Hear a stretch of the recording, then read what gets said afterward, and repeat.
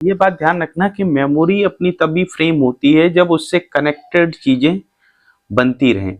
क्या होता है लाइफ इसीलिए कहते हैं कि थोड़ी टफ लगती है जब उसका मायने नहीं पता होता है। जैसे कहते हैं पढ़ने का मायने नहीं पता, पढ़ने का मायने इसलिए नहीं पता कि हमें इंग्लिश को यूज कैसे करनी है, उस वर्ड्स को, उस ग्रामर रूल को, उस या जो भी लैंग्वेज पोर्शन है उसको यूज कैसे करना, ये हमें नहीं उतना क्लियर होता।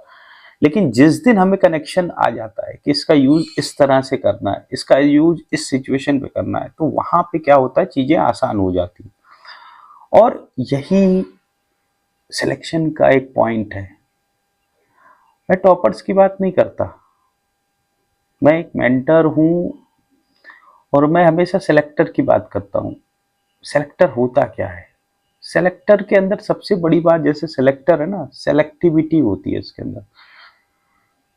उस डिमांड और सप्लाई में से चुनने की क्षमता होती है, वो होता है सेलेक्टर। जिसको पता है सिचुएशन, जैसे आपको पता है कि आपके पास 3 महीने है, 6 महीने या 1 महीने है, सिचुएशन अलग अलग है, लेकिन सेलेक्टर वही बनेगा जो उस समय को उसके डिमांड और सप्लाई के अकॉर्डिंग यूज कर पाएगा।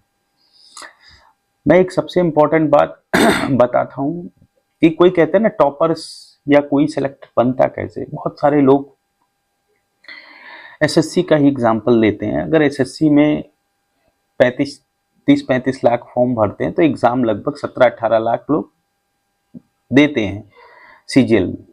अब इतने लोगों में सिलेक्शन उतने लोगों का क्यों हो रहा है? क्या बाकी पढ़ नहीं रहे? नहीं, कंपैरेटिव चलता है यहाँ पे।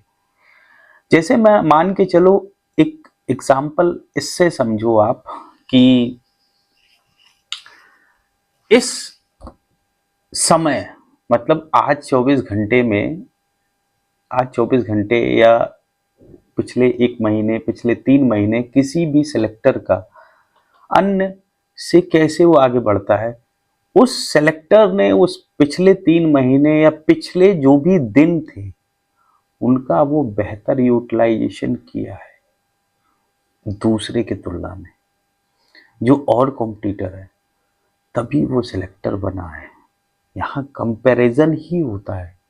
जैसे होता है कछुआ और खरगोश की दौड़ में, खरगोश सोचता है कि हम चले जाएंगे आगे, जैसे कॉम्पिटिटर सोचता है आज सो लेते हैं, आज ब्रेक देते हैं, आज घूम के आते हैं, आज थोड़ा मूड फ्रेश करते हैं। वहीं दूसरा उसका जो कॉम्पिटिटर है, सेलेक्टर है, वो कहता है नहीं, हमें अपने समय के साथ जस्टिफिकेशन करना है।